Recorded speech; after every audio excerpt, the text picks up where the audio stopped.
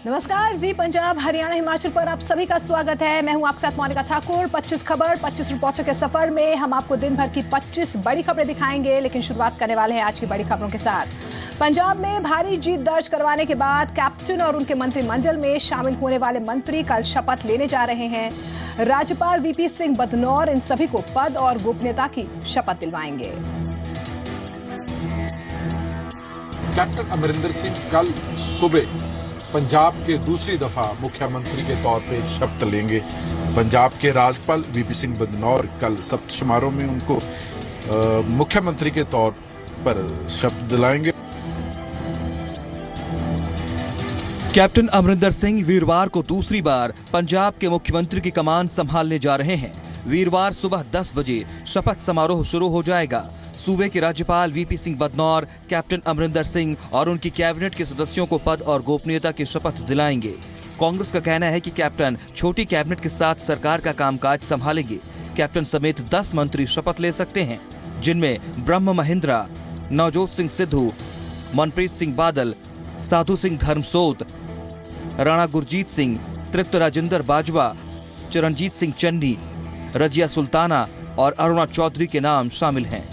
पंजाब के लिए एक शुभ संकेत है कि कैप्टन अमरिंदर सिंह जी जैसा विजनरी लीडर पंजाब को मिला है और ये शुरुआत है। पंजाब में क्या पॉलिसी होगी उसकी शुरुआत इस शपथ ग्रहण समारोह से, इस स्वीरिंग इन से होगी कि जो फजूल खर्ची जो बादल परिवार ने, जो अकाली दल बीजेपी ने की थी, इस पे अंकुश लगने जा रहा है और इसका पहला आपको झलक जो है वो स्वीरिंग इन में मिल जाए। कैप्टन साफ कर चुके हैं कि उनका शपथ ग्रहण समारोह बेहद सादा रहेगा।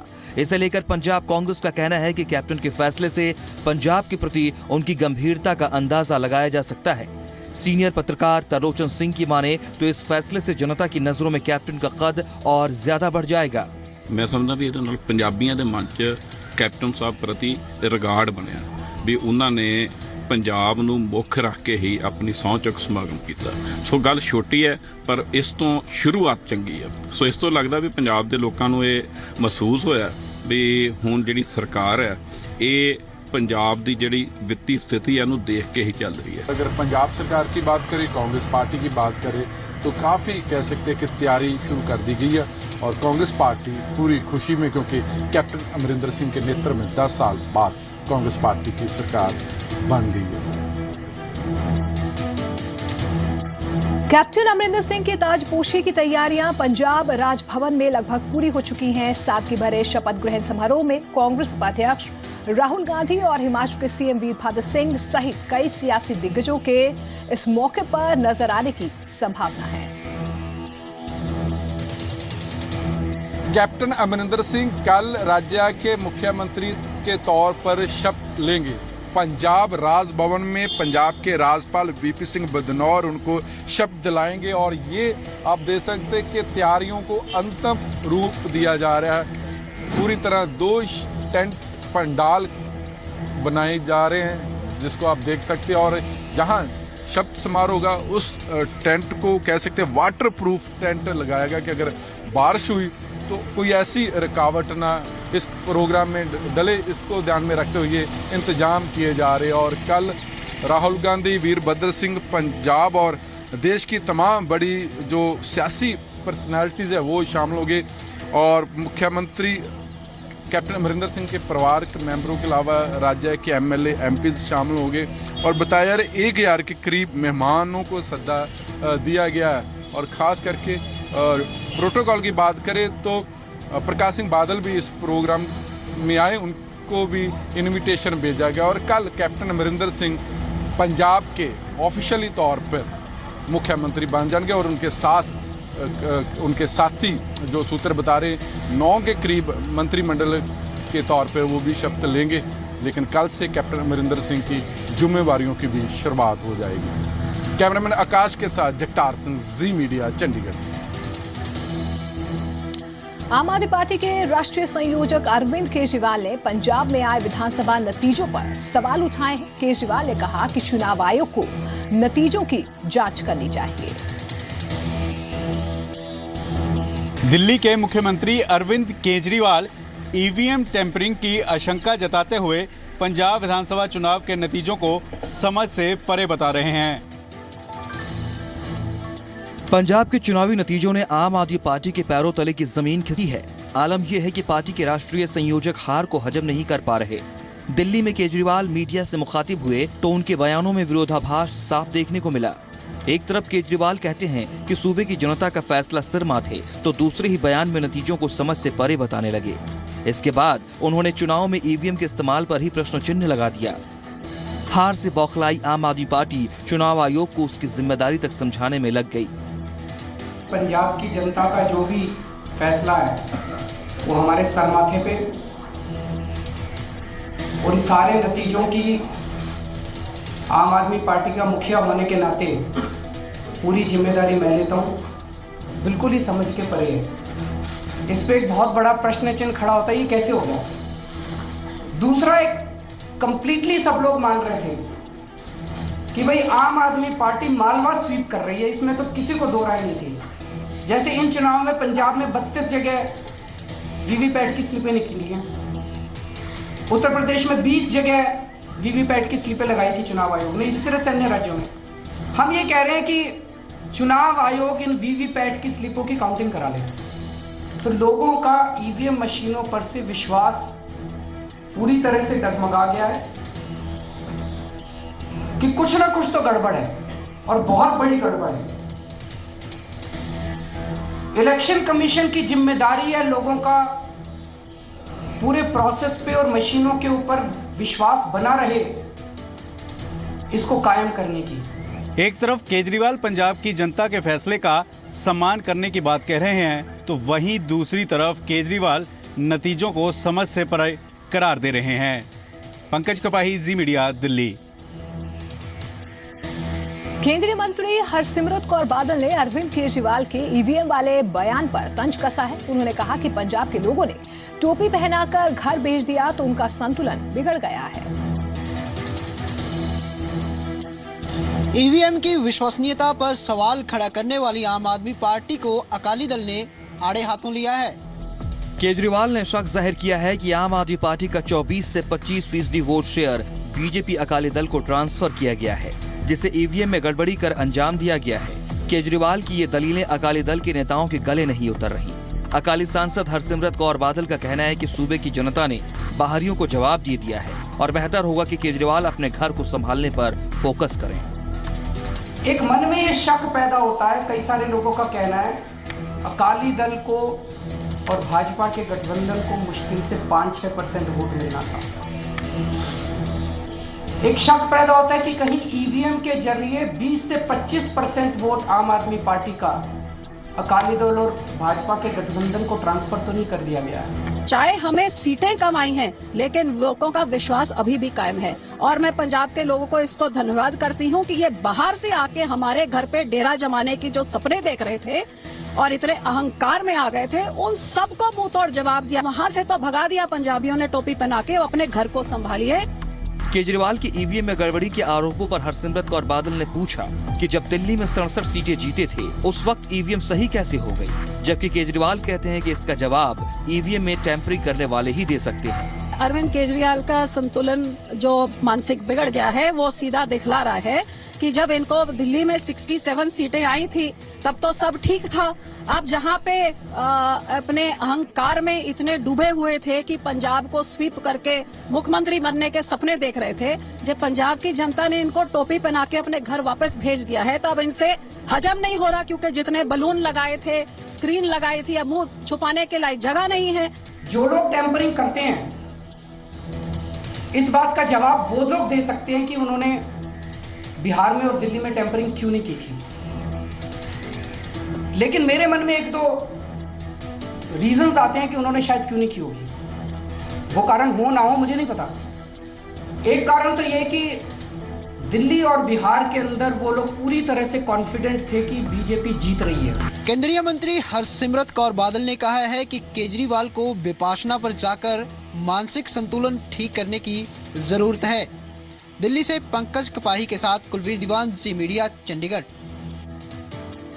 केजरीवाल के आरोपों पर कांग्रेस के वरिष्ठ नेता सुनील जाखड़ ने उन्हें नसीहत दी है। जाखड़ ने कहा कि केजरीवाल को जनता का फैसला मानना चाहिए। ईवीएम में गड़बड़ी की आशंका को हवा दे रहे अरविंद केजरीवाल को कांग्रेस और बीजेपी ने आड़े हाथों लिया है। केजरीवाल बेशक ईवीएम की विश्वसनीयता पर सवाल दाग रहे हों, लेकिन विरोधी सियासी दल उनके तमाम दावों को खारिज कर रहे हैं। कांग्रेस का कहना है कि केजरीवाल ईवीएम को दोष देने के बजाय अपनी पार्टी की खामियों को दुरुस्त करें, जबकि बीजेपी ने केजरीवाल से हार स्वीकार करने का बड़प्पन दिखाने की नसीहत दी है। कांग्रेस के वरिष्ठ नेता सुनील जाखड़ ने भी अरविंद केजरीवाल को आड़े हाथों लिया है। केजरीवाल साहब के दिमाग 'ਚ गड़बड़ी हो गई। इन्होंने ईवीएम मशीन दे पासे नुक्स कढ़न ਦੀ ਬਜਾਏ ਆਪਣੇ ਸੈਟਅਪ ਦੇ ਵਿੱਚ, ਆਪਣੇ ਸਿਸਟਮ ਦੇ ਵਿੱਚ ਔਰ ਆਪਣੀ ਪਾਰਟੀ ਦੇ ਕਾਰਕੁਨਾਂ ਦੇ ਵਿੱਚ ਸਿਸਟਮ ਨੂੰ ਠੀਕ ਕਰਨਾ ਚਾਹੀਦਾ। ਮੈਂ ਸਮਝਣਾ ਕਿ ਕਿਤੇ ਨਾ ਕਿਤੇ ਇਹਨੇ ਪੰਜਾਬ ਦੇ ਲੋਕਾਂ ਨੂੰ ਧੋਖਾ ਦਿੱਤਾ ਤੇ ਪੰਜਾਬ ਦੇ ਲੋਕਾਂ ਨੇ ਇਹਨੂੰ ਮੂੰਹ ਤੋੜ ਜਵਾਬ ਦਿੱਤਾ। ਜੇ ਤੁਹਾਨੂੰ ਮੈਂਡੇਟ ਮਿਲੇ ਤਾਂ ਈਵੀਐਮ ਚੰਗੀ, ਤੇ ਜੇ ਤੁਹਾਡੇ ਖਿਲਾਫ ਰਿਜ਼ਲਟ ਜਾਵੇ ਤੇ ਈਵੀਐਮ ਮਾੜੀ। ਇਹ ਕੀ ਤਰੀਕਾ ਹੈ? ਕੇਜਰੀਵਾਲ ਸਾਹਿਬ ਬਾਹਰ ਆਓ, खुले दिल दे नाल हार नूं स्वीकार करो, मनो कि पंजाब दे लोगां ने तुहाडे नैगेटिव एजेंडे नूं, गालां कड्ढण वाले एजेंडे नूं, पंजाब नूं बदनाम करन वाले एजेंडे नूं लोगां ने एक पासे स्पूंज सुट्टिया है। ਆ ਜਿਹੜਾ ਲੋਕਾਂ ਦਾ ਫਤਵਾ ਹੈ ਇਹਨੂੰ ਅਗਰ ਗ੍ਰੇਸਫੁਲੀ ਐਕਸੈਪਟ ਕਰਨ ਤਾਂ ਬਿਹਤਰ ਰਹੂਗਾ। ਤੇ ਨਾਲ ਹੀ ਜਦੋਂ ਉਹਨਾਂ ਦੀ ਮੈਂ ਬਿਆਨ ਸੁਣ ਰਿਹਾ ਸੀਗਾ, ਉਹਨਾਂ ਨੇ ਖੁਦ ਹੀ ਆਪਣਾ ਜਵਾਬ ਵੀ ਦੇਤਾ। ਉਹਨਾਂ ਨੇ ਕਿਹਾ ਵੀ ਅਗਰ ਈਵੀਐਮਸ 'ਚ ਘਪਲਾ ਕਰਕੇ ਅਕਾਲੀ ਡਿਸਾਈਡ ਕਰਨਗੇ ਕਿਹਨੂੰ ਕਿੰਨੀਆਂ ਵੋਟਾਂ ਪੈਣੀਆਂ ਤਾਂ ਖੁਦ ਅਕਾਲੀਆਂ ਦੀ ਸਰਕਾਰ ਬਣੀ ਹੁੰਦੀ ਹੈ ਪੰਜਾਬ ਦੇ ਅੰਦਰ, ਨਾ ਕਿ ਕਾਂਗਰਸ ਦੀ ਹੁੰਦੀ। आम आदमी पार्टी के सहयोगी दल लोक इंसाफ पार्टी के दोनों विधायक भाई केजरीवाल के शक को सही ठहरा रहे हैं और जल्द सबूत सामने लाने की बात कह रहे हैं। पोस्टल बैलेट का मतलब एक बहुत तगड़ा ऑथेंटिक ओपीनियन ठप्पा लग्या है, टिक बजया है पेपर के उत्ते। सो ईवीएम की ठगी जी केजरीवाल साहब ने कही है, असीं इहदे ते बड़ी बरीकी दे नाल छाणबीन करके तुहाडे सामने तत्थ जरूर लिया के आउण दा यतन करांगे भी असल ठगी मोदी साहब दी है की है। ਜਿਹੜੇ ਵਿਕਸਿਤ ਦੇਸ਼ ਹੈ ਉਹਨਾਂ ਨੇ ਈਵੀਐਮ ਛੱਡਤੀਆਂ, ਉਹਨਾਂ ਨੇ ਕਿਉਂ ਛੱਡੀਆਂ? ਆਪਾਂ ਤਾਂ ਚਲੋ ਮੰਨ ਲੈਣੇ ਵੀ ਸਾਡੇ ਲੋਕ ਜ਼ਿਆਦਾ ਅਨਪੜ੍ਹ ਨੇ। बैंस ब्रदर्स ने आम आदमी पार्टी के साथ मिलकर पंजाब में चुनाव लड़ा था। दिल्ली से पंकज कपाही के साथ मुनीत प्रिंजा, जी मीडिया, चंडीगढ़। दिल्ली में हुई आम आदमी पार्टी की बैठक में दाखा से आम आदमी पार्टी के विधायक एच.एस. फूलका को पंजाब विधानसभा में विपक्ष का नेता चुना गया। आम आदमी पार्टी के विधायक दल के नेता एच.एस. फूलका ने सूबे में सकारात्मक विपक्ष की भूमिका निभाने की बात कही। पंजाब में विपक्ष की भूमिका निभाने जा रही आम आदमी पार्टी ने एच.एस. फूलका को अपने विधायक दल का नेता चुना है।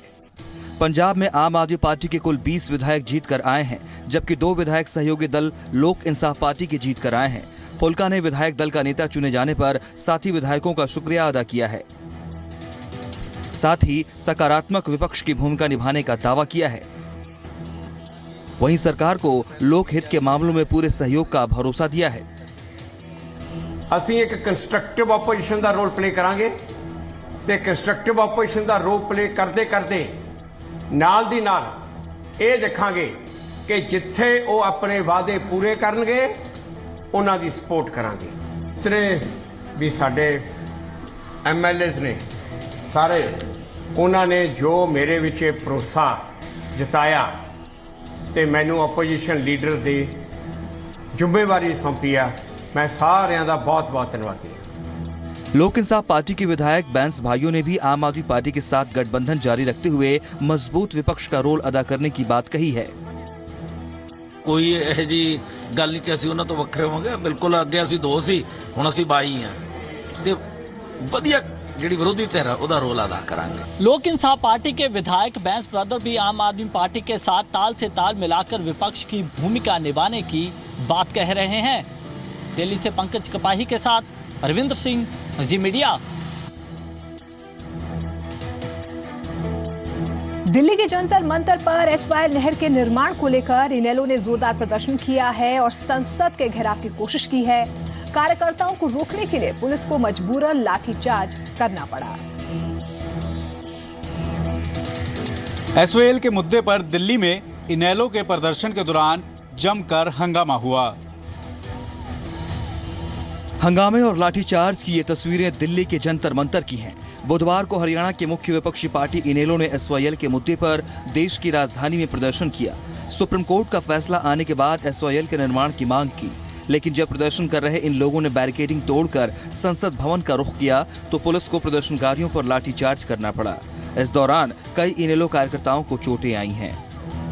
ये पुलिस वालों ने मारे हैं, इनके माँ बाप के दादे भी हैं, उन्होंने कोई कसूर नहीं किया है। हम पानी के लिए आए हैं।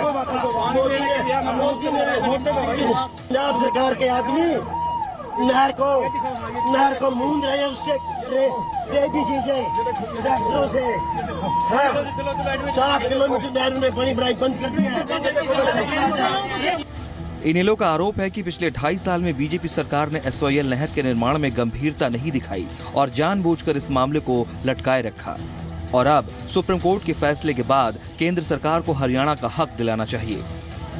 देखिए, जिस तरीके से केंद्र सरकार आज गूंगी बहरी बनकर सुप्रीम कोर्ट के आदेश की पालना नहीं करी, आज हमारा मकसद यही था कि उनको जगाने का और पार्लियामेंट का घेराव करने का भी यही मकसद था कि प्रधानमंत्री को पता चले कि किस तरीके से हरियाणा, दिल्ली की जनता एकजुट होकर एसवाईएल की लड़ाई लड़ रही है। ज्ञापन सौंपा गया है प्रधानमंत्री के और आगे अगर नहीं कदम उठाए गए तो इसका पूरा विरोध प्रदर्शन भी हमारे द्वारा किया। हालांकि हरियाणा के मुख्यमंत्री बार बार कहते रहे हैं कि सुप्रीम कोर्ट ने हरियाणा के पक्ष में फैसला सुनाया है और नहर का निर्माण जल्द शुरू होगा। कैमरामैन सौरभ के साथ पंकज कपाही, जी मीडिया, दिल्ली। पंजाब कांग्रेस के सीनियर नेता राजकुमार वेरका ने साफ कर दिया है कि सूबे के पास पड़ोसी राज्यों को देने के लिए पानी नहीं है। एसवाईएल के मुद्दे पर पंजाब कांग्रेस के विधायक डॉक्टर राजकुमार वेरका ने इनेलो के प्रदर्शन के सवाल पर दो टूक जवाब दिया है। एसवाईएल का मुद्दा फिर से गरमाने की पूरी आशंका है। हरियाणा में एसवाईएल के मुद्दे को लेकर इनेलो बीते 1 महीने से सक्रिय है। उसके संसद घेराव की कोशिश के बाद पंजाब के सियासी दल भी हरकत में हैं। पंजाब कांग्रेस के विधायक राजकुमार वेरका ने दो टूक कह दिया है कि सूबे के पास पड़ोसी राज्य को देने के लिए पानी नहीं है। उधर विपक्ष की भूमिका में आई आम आदमी पार्टी एसवाईएल के मुद्दे पर कैप्टन अमरिंदर सिंह के दावे का जिक्र कर रही है। उसका कहना है कि कैप्टन किसी भी हाल में नहर नहीं बनने दे, जबकि पूर्व सीएम सरदार प्रकाश सिंह बादल इस मसले पर अपने कार्यकाल में उठाए गए कदमों की जानकारी देते नजर आए। देखो, मेनली गल है कि साढ़े कोल पंजाब च पानी है नहीं, असी दे सकते हैं और ये वास्ते हर कानूनी लड़ाई असी लड़न लई तैयार है और पोलीटिकली कुर्बानी हर तरह की देनी पई, सरकार भी वार नहीं पई ते वारांगे। कांग्रेस दा ते अमरिंदर दा वादा है पंजाब दे लोकां दे नाल कि वो एसवाईएल नहीं बन देंगे ते साडा भी वादा है असी कैप्टन अमरिंदर सिंह दी सरकार दी पूरी सपोर्ट करांगे कि वो एसवाईएल नहीं बन दी जाए। लीगल लड़ाई भी लड़ी ते हुण सारी जमीन जिहड़ी है जिहदे नहर पट्टी जानी है वो असीं लोकां नूं ही देती, जिहड़े मालक सन मुफ्त देती, रजिस्ट्री भी कराती, इंतकाल भी करते, गिरदौरियां भी करते ताकि ना रहे बांस ना बजे बांसुरी। कि सियासी दल पड़ोसी राज्य को पानी देने के पक्ष में नहीं है। हरियाणा का कहना है कि सुप्रीम कोर्ट उसके हक में फैसला दे चुका है और पानी उसे मिलकर रहेगा। आम आदमी पार्टी का कहना है कि एसवाईएल के मसले पर पंजाब के हित की रक्षा के लिए वो नई सरकार का साथ देने को तैयार है। दिल्ली से पंकज कपाही के साथ राजन गोसाई, जी मीडिया। हिमाचल की सीनियर नेता आशा कुमारी ने साफ कर दिया है कि हिमाचल कांग्रेस वीरभद्र सिंह की अगुवाई में ही चुनाव लड़ेगी। क्या हिमाचल में भी चुनावों से पहले ही नेता का घोषणा की जाएगी? सीएम कैंडिडेट की क्या घोषणा की जाएगी? हिमाचल में तो सीएम है, यहाँ पे सीएम की घोषणा करने की जरूरत ही नहीं है। हिमाचल प्रदेश में होने जा रहे विधानसभा चुनाव में कांग्रेस के सीएम उम्मीदवार वीरभद्र सिंह ही होंगे। शिमला पहुंची हिमाचल प्रदेश की वरिष्ठ नेता और पंजाब कांग्रेस प्रभारी आशा कुमारी ने साफ कर दिया है कि हिमाचल कांग्रेस वीरभद्र सिंह की अगुवाई में ही चुनाव लड़ेगी और सूबे के मुख्यमंत्री वीरभद्र सिंह ही उनके अगले सीएम कैंडिडेट होंगे। हिमाचल में तो सीएम है, यहाँ पे सीएम की घोषणा करने की जरूरत ही नहीं है। हमारे सीएम हैं वीरभद्र सिंह जी, जो कि आज भी सीएम है और कांग्रेस की सरकार बनने पर, पुनः बनने पर वो सीएम बनेंगे। वहीं विधानसभा चुनाव के लिए टिकटों के वितरण की जिम्मेदारी भी वीरभद्र सिंह के ही हाथों में रहेगी, जिस पर आखिरी फैसला पार्टी आला कमान लेगा। पार्टी में कैंडिडेट्स को चुनने का एक प्रक्रिया होती है, उसी प्रक्रिया से जैसे पंजाब में हुआ, हर जगह हुआ, कहीं हारते हैं कहीं जीतते हैं, हर जगह जिस तरह से पार्टी की प्रक्रिया होती है वैसा यहाँ भी रहेगा। वीरभद्र सिंह जी बहुत एक एक्सपीरियंस्ड नेता हैं, निश्चित तौर पे उनकी बात में जो है वो वजन होगा। तो कई अटकलों को आशा कुमारी ने अपने इस जवाब से ठहराव दे दिया है। कैमरामैन अशोक सोनी के साथ विशाल द्विवेदी, जी मीडिया, शिमला। हिमाचल विधानसभा के बजट सत्र का 10वां दिन भी हंगामेदार रहा है। सत्र की आज की कार्रवाई की जानकारी दे रहे हैं शिमला से जी मीडिया संवाददाता विशाल द्विवेदी। प्रदेश सरकार द्वारा 10 तारीख को पेश किए बजट पर आज भी बहस चलती रही। भाजपा के प्रदेश अध्यक्ष सतपाल सत्ती ने आज भाजपा की तरफ से मोर्चे की शुरुआत की, जहां उन्होंने इस बजट का विरोध किया। वहीं कुछ बिंदुओं पर उन्होंने अपना अभिभाषण भी केंद्रित किया, जिसमें प्रदेश के जो बॉर्डर एरियाज हैं उसकी जिस तरह से उसको निगलेक्ट किया जा रहा है, बेशक स्वास्थ्य की बात उन्होंने कही या और जो इंफ्रास्ट्रक्चर है उसकी डेवलपमेंट की बात कही, तो उसमें सतपाल सत्ती ने कहा कि जो प्रदेश की जो बॉर्डर एरियाज हैं उसकी जो प्रदेश सरकार है उसको निगलेक्ट कर रही है। दूसरी तरफ कांग्रेस के लाहौल स्पीति के जो विधायक हैं उन्होंने आज अभी इस बजट के स्वीकृति या उसके समर्थन में अपने भाषण को देते हुए एक काफी कंट्रोवर्शियल स्टेटमेंट दे दी। उन्होंने कहा है कि अगर देश में रक्षा बजट ना हो तो देश में कोई भी भूखा ना रहे, जिसके विरोध में भाजपा के जो शीर्ष नेता हैं, भाजपा जो विपक्षी दल पे है, उन्होंने ये सवाल उठाया है, क्या कांग्रेस ये मानती है कि देश की सुरक्षा अंतिम है? क्या वो शीर्ष नहीं है या उसके लिए बजट का प्रावधान होना जरूरी नहीं है? दोनों ही तरफ से जो नेता हैं, कांग्रेस के नेता उसका समर्थन करते रहे और भाजपा के नेता उसका विरोध करते रहे और साथ ही तीखी नोकझोंक भी सदन के पटल पर चलती रही। कैमरामैन अशोक सोनी के साथ विशाल द्विवेदी, जी मीडिया, शिमला। हिमाचल में एम्स को लेकर सियासत पूरे उफान पर है। इस मुद्दे पर कांग्रेस और बीजेपी में बयानबाजियां तेज हो गई हैं। प्रदेश के स्वास्थ्य मंत्री ठाकुर कौल सिंह ने बिलासपुर में बनने वाले एम्स के शिलान्यास में देरी पर केंद्र की भाजपा सरकार पर राजनीति करने का आरोप लगाया है। हिमाचल की सियासत में बिलासपुर में बनने वाला एम्स का मुद्दा एक बार फिर गरमाने लगा है। ऐलान के 3 साल बाद भी अब तक एम्स के शिलान्यास तक नहीं हो पाने के लिए स्वास्थ्य मंत्री कौल सिंह ठाकुर केंद्र सरकार को जिम्मेदार ठहरा रहे हैं। टाल रहे हैं, वो चाहते हैं कि हम प्रधानमंत्री को रहेंगे इलेक्शन से 3-4 महीने पहले, ताकि इसका माइलेज हासिल करने की कोशिश करेंगे। अब ये इन पर निर्भर है। बॉल जो है नड्डा साहब की कोर्ट में। हम तो चाहेंगे कि जल्दी से जल्दी उसका एम्स का उद्घाटन कराएं, ये वो शिलान्यास कराएं, प्रधानमंत्री को बुलाएं, चाहे अपने आप करें, सरकार जो है तैयार है। कौल सिंह ठाकुर बीजेपी पर एम्स के मुद्दे पर सियासी फायदा उठाने का आरोप लगा रहे हैं, तो पूर्व सीएम प्रेम कुमार धूमल इन आरोपों को सिरे से खारिज कर रहे हैं। धूमल ने उल्टा सरकार पर ही बिलासपुर में विवादित जमीन देने का आरोप जड़ दिया है। प्रधानमंत्री जी आना चाहते हैं, लेकिन थोड़ा सा इनका शायद फॉरेस्ट वगैरह का कोई मामला अड़ा हुआ है। इन्होंने भूमि पूरी तरह से ऑफर ही नहीं की है केंद्र सरकार को।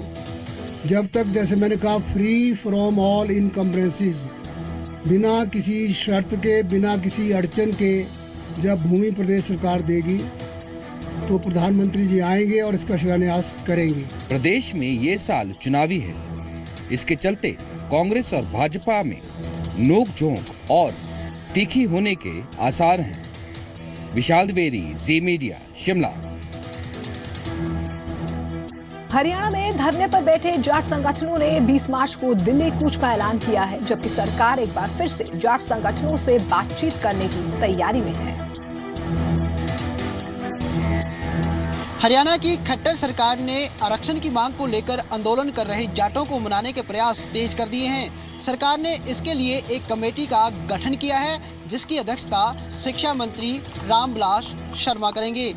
लेकिन इसके बाद फिर नाद होकर तैयार हो लो। हिसार में अपनी मांगों को लेकर धरने पर बैठे जाट संगठन का धरना 36वें दिन भी जारी रहा। इस बीच यशपाल मलिक लोगों से 20 मार्च के दिल्ली कूच में बढ़ चढ़कर हिस्सा लेने की अपील कर रहे हैं। उनका कहना है कि बातचीत के लिए उनके दरवाजे हमेशा खुले हैं, लेकिन 20 मार्च का दिल्ली कूच कार्यक्रम रद्द नहीं किया जाएगा। दूसरी तरफ हरियाणा सरकार ने धरने पर बैठे जाट आंदोलनकारियों से बातचीत के लिए 3 सदस्यीय कमेटी का गठन कर दिया है। शिक्षा मंत्री रामविलास शर्मा कमेटी के अध्यक्ष हैं, जबकि राज्य मंत्री कृष्ण बेदी और सीपीएस कमल गुप्ता को सदस्य बनाया गया है। हम टकराव के लिए तैयार नहीं है, टकराव ना हम करेंगे। जिस हाईवे पे सरकार रोकेगी उसी हाईवे पे पड़ाव डाल देंगे। जिस दिन वो कमेटी तैयार कर देंगे और जो बात करेंगे हम अपनी तैयारी जारी भी रखेंगे और बात भी करते रहेंगे। सब तरफ बातचीत चल रही है और मैं ऐसी आशा करता हूं कि बातचीत के माध्यम से इसका कोई ना कोई उससे पहले ही हल निकल जाएगा, इसलिए सारे कार्यक्रम शांतिपूर्ण निपट जाएगा। 20 मार्च से ठीक पहले सरकार फिर से जाट आंदोलनकारियों से बातचीत के लिए तैयार नजर आ रही है। गौरतलब है कि जाटों ने 20 मार्च को दिल्ली कूच की चेतावनी दी हुई है। फिलहाल क्या सरकार जाटों को कूच करने से पहले मना पाएगी या नहीं, यह देखना दिलचस्प होगा। कुलवीर दीवान, जी मीडिया, चंडीगढ़।